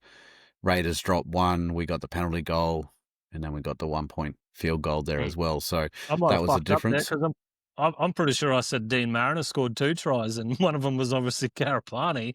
So Yeah, I yeah, I apologies for yelled that. at the I yelled at the screen there. I was like, "Oh yeah, go Dean!" And it was just Josiah. I was like, "How the fuck did I mix that up?" Like, Yeah, you couldn't get 2 blokes that look completely different. I know. Yeah, no, I But definitely fucked that up. So apologies, Mr. Karapani, for that one. Apologies. that's all right. That's all right. I'm sure I forgive you. Into the halves, Billy and Ben just didn't seem to have great games. Billy was back to his hooker best, I guess you could say, like doing the little scoots and trying to push passes and that sort of stuff. I mean, they weren't shit either. I'm not going to stand here and say that they were terrible, but Billy did 15 runs, 120 meters. You know, he had a line break, 2 line break assists, 2 try assists. So he was by far, you know, it's just in little moments where they made like the little errors. I think, what did he have? Yeah, he had 1 error. He had a penalty there. Benny Hunt had 3 errors, 2 handling errors, and a penalty. But yeah, I mean, we got there in the end, didn't we? 16. Ben ended up with 16 tackles made, 8 missed, and 1 ineffective. So he stemmed the flow of the 6 missed tackles that he had in the first half there. Any chat for you, mate, there on the halves that we had? Yeah, not the best stats that we've seen from Hunt and Walters the last couple of weeks, really, ever since Mam and Reynolds sort of went down against the Storm. So, like, they've been doing really well to the point where I said in the last episode that, that can be our 6 and 7 for the remainder of the year because, don't upset the apple cart and don't fix what ain't broke sort of thing. But after that, I mean, if Reynolds is fit, then how do you not pick him? You know what I mean? So, maybe, for 2 weeks, and because they've got 2 weeks, they can really every day into training, rightio. Today, Benny, you're playing 6, Reynolds, you're 7. Let's go through it. Let's see how that looks like.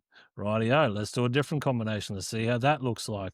They've got time to just really iron that out to see which is the best combination for those halves. But yeah, like you said, the job still got done, which is always good to see. And, they weren't terrible, like they weren't great, but they weren't terrible. Benny Hunt with 3 errors and whatnot. What he had 11 runs, 56 run meters, 6 post contact. So, like he wasn't sort of doing too much. But in saying that, he's the 7. He's not supposed to be putting up big numbers for that sort of thing, like he's steering the ship, which I think he's done really well. Like obviously with Paddy Carrigan going off, Reece Walsh going off at the same time, he was the one. He was the captain steering the ship basically by himself.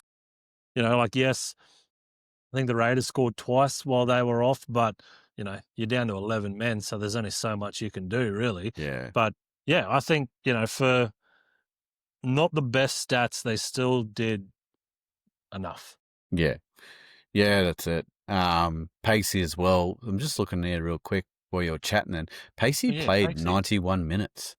Damn. Tyson Smoothie came on for Kobe Hetherington. So Pacey didn't go off at all. By the looks of it. So what did he do? He did, again, just doing what Pacey does. He had no runs. They didn't count that error that he made where he tried to score the try as a run. So, but yeah, he had no run. So it was purely just a service, sort of go from there. But I'll just have to check. Yeah. 48 tackles, 1 miss. Take that all day from the little fella, though. Yep, 94.12% tackle efficiency. And other than 1 ruck infringement, he had a clean sheet of errors there. So happy days with that. Really solid game from there. We'll go Corey Jensen, Payne Haas, Brendan Piakora, Jordan Ricky, Patrick Carrigan. Massive games from these boys. We knew, the Raiders forward pack is something to sort of be wary of and whatnot, and it was going to be a great battle. Hence why our outside backs were the ones that scored all the tries. Unfortunately, they got one up the guts of ours, but Payne, mate, despite his injury, you wouldn't know it. 21 runs, 174 metres, 62 post contact. Jordan Ricky, 17 runs, 166 metres, 63 post contact. Great numbers there from Ricky. Piakura looked like he was doing some damage at the start there with some of his tackles and whatnot. He ended up getting through 14 tackles, 3 missed for an efficiency of 82 for the 40 minutes that he did play. Be interesting to see when he actually did get that, that fracture. So if that's what it ends up being. So anyone in the forward pack engine room there, mate, you want to give a quick shout out to? Yeah, like obviously Payne Haas, like doing what he did with the injury that he very clearly has sustained. So yeah, just praying that it's not that bad, and yeah, he can have those 2 weeks off, and he'll be good to go again. Whoever we play, whether it's Panthers or the Bulldogs, doesn't really fucking matter, does it? But yeah, no. Apart from that, like Corey Jensen, he played 56 minutes, still did 39 tackles in his 56 minutes. Good to see. Jordan Ricky played all 94 minutes. Love to see that. 17 runs, 166 metres, 47 tackles. Mate, take that all day. But yeah, like Paddy and Payne, like just two. Payne Haas, 48 tackles, 1 ineffective, 1 miss, 96% with a fucking twisted ankle. Yeah. Yeah. And a clean sheet of errors. Like the lad's a freak. Like we need him to be a Bronco. Like, throw your money at Reece Walsh all you want. You need to be throwing money at Payne Haas, because we need to get you can Payne build a fucking ring, a good following and just momentum off Payne purely by Payne, just Payne. You could have Payne and the rest of the front row as the first graders, and you'll still be marching up the field. So, mate, yeah, Payne is a freak. I love him. I'll die on this hill. I reckon he's the best that's ever played. It's to me, it's like you got all your Andrew Johns, you got your Lockiers. Yes, I understand what they did for the game, the accolades they had, the moments that they had, but Payne Haas, purely not position wise, just player, he's just putting up ridiculous numbers all the time. He's safe as houses, and just pure heart, like clean sheet of errors. Like he's 25. Yeah. We need to give him a ring. It's like, fucking hell. We don't need a ring. He needs one, sort of thing. Yeah. Anyway, we'll quickly move on before we overglaze the lad. Can you overglaze it?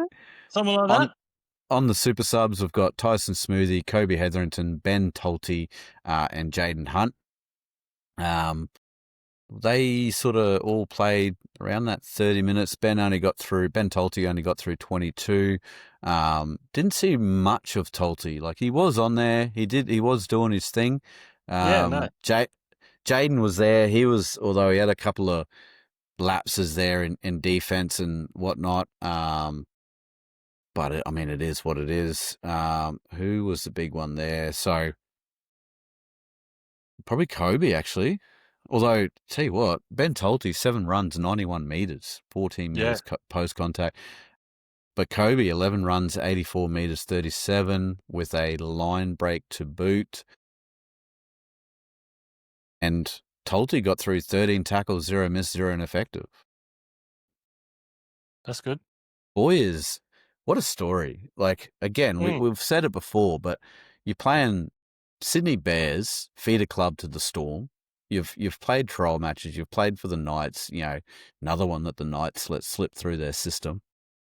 And then you get a little phone call. Oh, you want to trial and train with the Broncos? Oh yeah, mad. I'll move my entire family up to Queensland and whatnot. I don't know if I don't think he's got kids. It's just got him and his missus. But, and now he's played a final game with the Brisbane Broncos. And with Brendan Piakura going down, most likely going to play a very pivotal role going forward in our hunt for a championship. So great stuff. Anyone there, mate, anyone that you see during the game, you want to give a shout out? I thought Tyson Smoothie was active.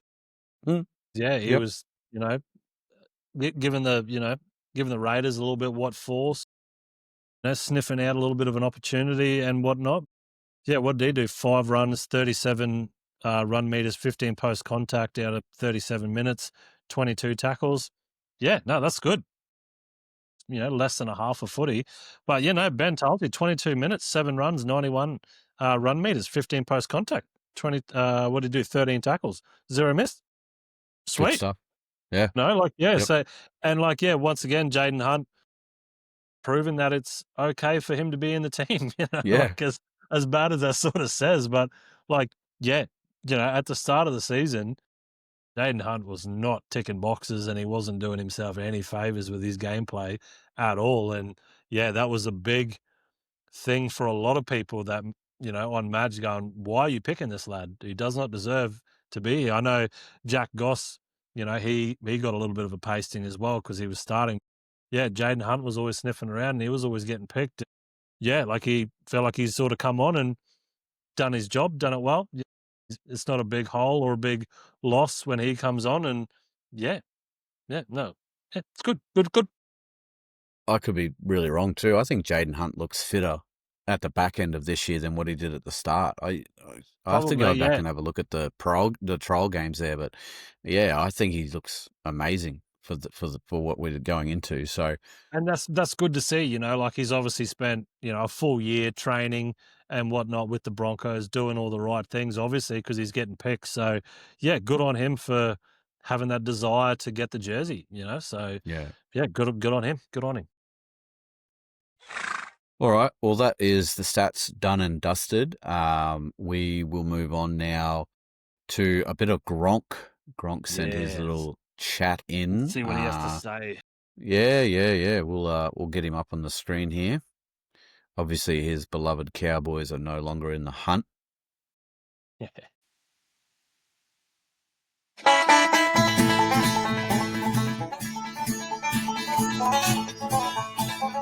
Please. What a fucking roller coaster of emotions that was in the capital.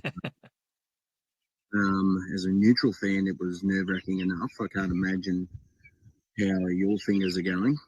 Chewed down to the second knuckle, I'd imagine.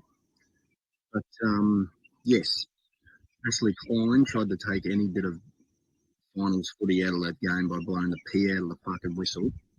Didn't help you. Ill discipline was costing you early. Benny was off. Benny Hunt was off. Reece's little indiscretion. After that, it seemed like all of the fucking Broncos logos on the boys over the chest got up, morphed into fucking Chautauqua, and they were just steaming home late over the top. Chautauqua! Boom! Right over the top! You looked way fitter in that final stage of the game. And with Reece pulling the strings, not overplaying his hand again, he got the job done. And fuck me dead, it was good to see. See you later. Good, Yeah. promising. Neutral fan, he reckons. Neutral fan. Positive words from the Gronk there, but mate, it was huge. Everyone would have enjoyed watching that game. I probably guarantee there's a few people that were glad they weren't fans of either team and they could just sit back from a neutral spot. But yeah, bloody, he's right though. Reece just playing his hand, doing what he needs to do. Oh my God, our Madgesty is doing great things at Red Hill, the king of Red Hill. So, what are your thoughts on the Gronk's chat there, mate? Yeah, dead right. It was an absolute nail biter. Just roller coaster of emotions for everybody who was on the money there. Ashley Klein can go find the biggest bag of dicks and suck all of them because he's a fucking dickhead. So whatever. But no, it was a great game. It was so good. Even if the Broncos lost that game, it was still fucking what a game. It took the minor premiers all the way to the death, made them really work for it. You know what I mean? And but we came out the other side with the W. So we'll obviously take that all day. We've got a week off now, so that's just worth its weight in gold. But he's on the money. Once again, how do I disagree with my mate the Gronk? Shows that we actually deserve to be in the top 4 as well. 100%. That run that we did has just paid dividends. Now we scraped into the top 4. We got our opportunity. We took it. Now we get a week off. We get the best preparation we possibly can. We get a home preliminary final. Suncorp is going to be fucking heaving.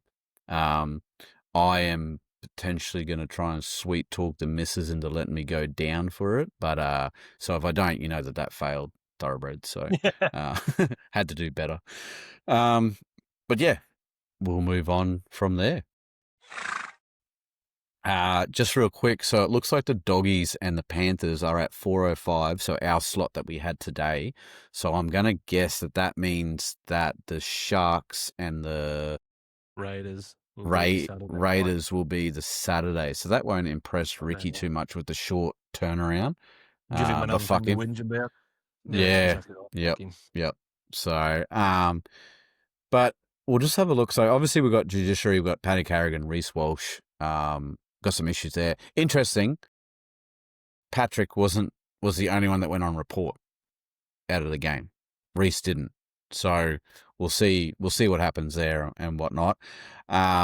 Injuries. Hayes obviously out for the season, who re-signed during the week for an extra year. So we've got some depth in there, which is great to see. Banter. Now, I've been waiting to see him on an extended bench for quite a while because I'm pretty sure that foot should be all good. So if we are missing Patrick and Brendan, it'll be interesting to see how we mix them up with that. Xavier Willison, I had he had 8 weeks with that broken arm, week 2 of the finals. So we'll be well past that by the time team lists come out. So that'll be exciting. Adam Reynolds, Ezra Mam, Selwyn Cobbo all got caught running during the week at Red Hill there at training and whatnot. So it's going to be interesting. Give them another 2 weeks, see what happens, see how we make it up. And then Jack Goz, I had down here for the season, but that boy got named on the extended bench. Extended bench? What the fuck? I don't know.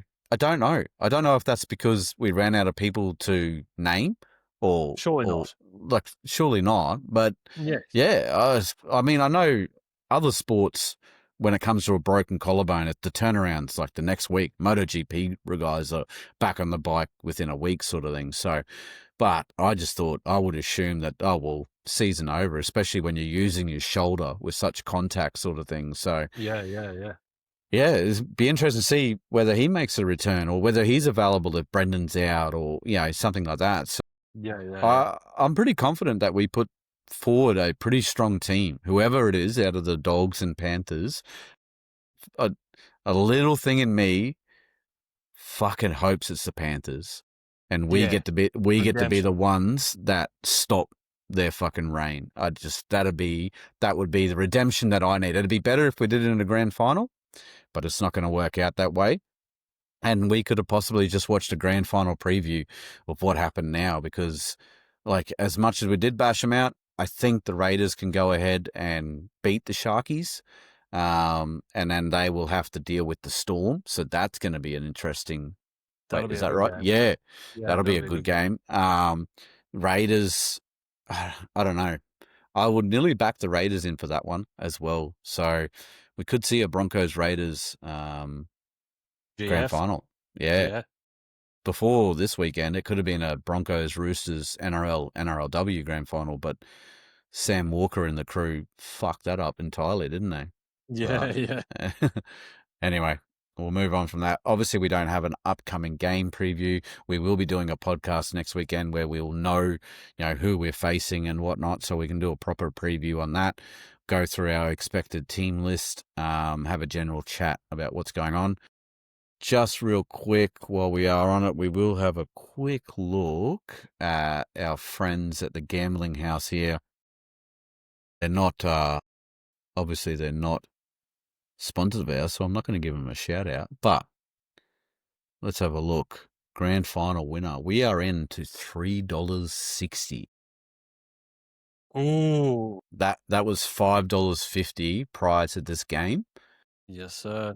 And we are into $3.60 now. We are the best back behind the Melbourne Storm. And I think we beat the Melbourne Storm any day of the week now. Just from what we've seen lately. But yeah, and then the Penny Panthers there are at $4.50 still. So interesting times ahead for sure. For sure.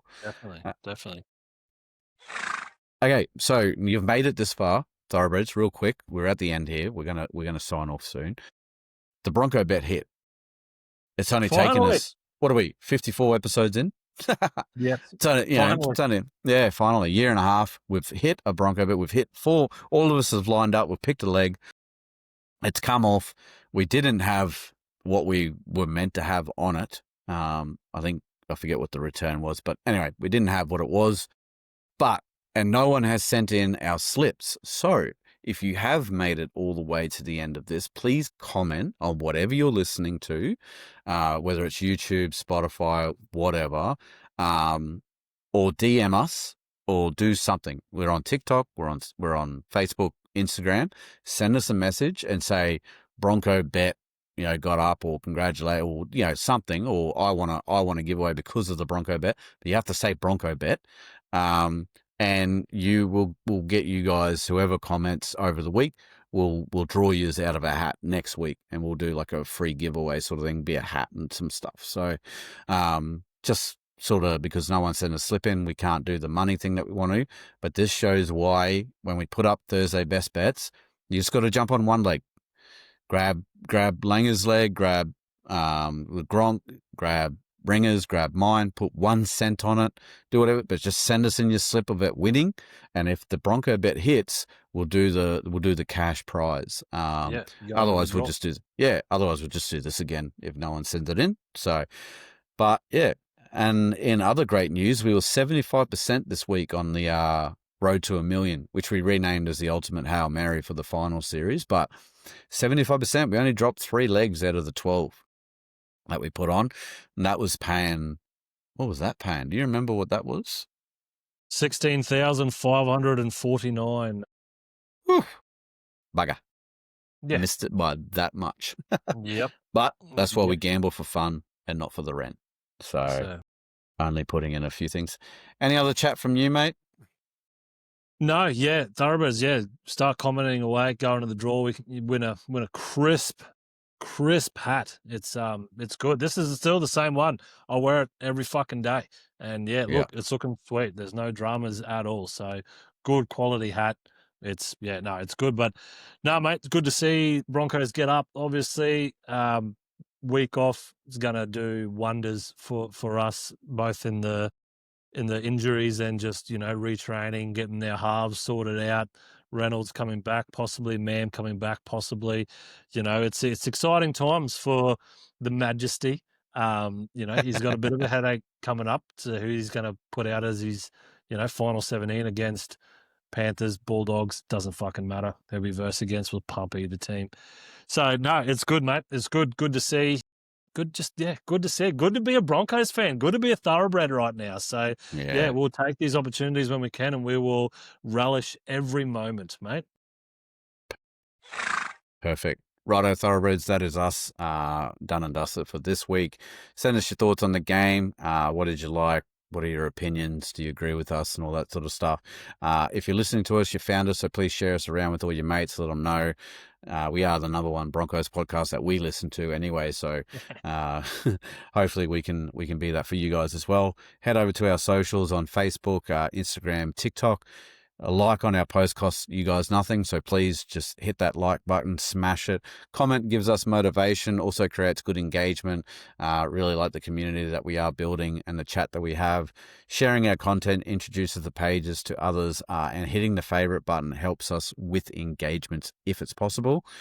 Also, we'll start beating this up now. So grand final weekend, the Penalty Broncos crew is actually in Cairns, and we will be doing like a live sort of grand final watch along. Now, we were doing this well before we even made the top 4 or where we knew we had already planned it. Now, hopefully, the NRL and NRLW teams will be in that grand final. We'll be doing a watch along. Obviously, we won't be able to have any audio or visual from the game. It'll be just us hooting and hollering and carrying on and hopefully sharing in your emotions as we ride through the day. But yeah, make sure you prep yourselves for that. If you just want to tune in, it'll be live on YouTube. And join us and send some comments through, and we'll have some chat back and give you some shout outs. But yeah, bet responsibly, bet for fun and not for the rent, as we like to say. Be a contributor to society, stay out of one another unless it's consensual, and we will gallop off, not into this weekend, we'll gallop off into a preliminary final, baby. See you later. Boy. Cheers, Thoroughbreds. Enjoy the week off.